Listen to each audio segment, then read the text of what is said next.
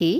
دشمنان اسلام یزیدیوں نے میدان کربلا میں نہر فرات کا پانی 7 محرم سے بند کر رکھا تھا۔ 3 دن ہو گئے، اہل بیت پر کھانا پانی بند کر دیا۔ بھوکی پیاسی ماں کے سینے میں دودھ تک خشک ہو چکا تھا اور خیمے میں کہیں بھی پانی کا نام و نشان تک باقی نہیں تھا۔ ایسے میں اس ننھے بچے کی خشک زبان کبھی باہر آتی اور کبھی بے چینی سے پورا بدن کانپنے لگتا اور کبھی وہ معصوم غش کھا کر بے ہوش ہو جاتے۔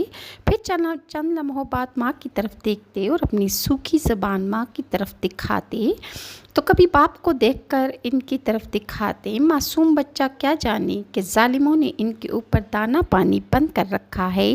جب اس ننھے بچے کی بےتابی حد سے زیادہ بڑھ گئی اور حضرت رباب بنت عمرہ القیس والدہ علی اصغر ننھے بچے کو گود میں لے کر حضرت امام علی مقام امام حسین کی خدمت میں حاضر ہوئیں اور عرض کرنے لگیں، میرے سرتاج، اب علی اصغر کی پیاس اور بےتابی مجھ سے دیکھی نہیں جاتی۔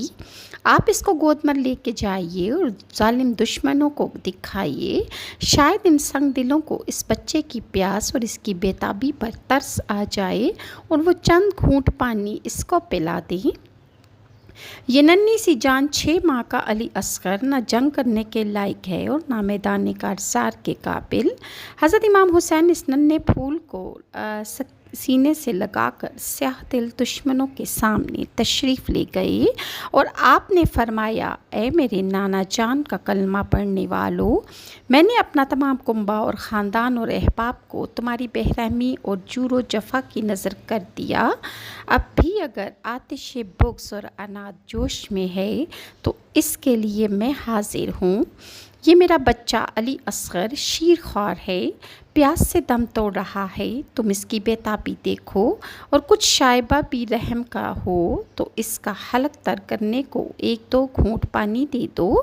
حضرت امام حسین کی اس تقریر کا ظالمان سنگ دل یزیدیوں پر کوئی اثر نہ ہوا اور اس بے زبان بچے پر ان کو ذرا بھی رحم نہ آیا۔ بجائے پانی کے ایک بدبخت اصلی حرملہ بن کاہل نے ایسا تیر نشانہ باندھ کر مارا کہ علی اصغر کے حلق کو چھیدتا ہوا امام پاک کی بازو میں پیوست ہو گیا۔ حضرت امام نے تیر کھینچا تو علی اصغر کے گلے سے خون کا فوارہ جاری ہو گیا اور بچے نے تڑپ تڑپ کر باپ کی گود میں جان دے دی۔ جب حضرت امام حسین اس شگوفہ تمنا کو خیمہ میں واپس لائے اور ان کی والدہ نے پہلی نظر میں دیکھا کہ بچے کے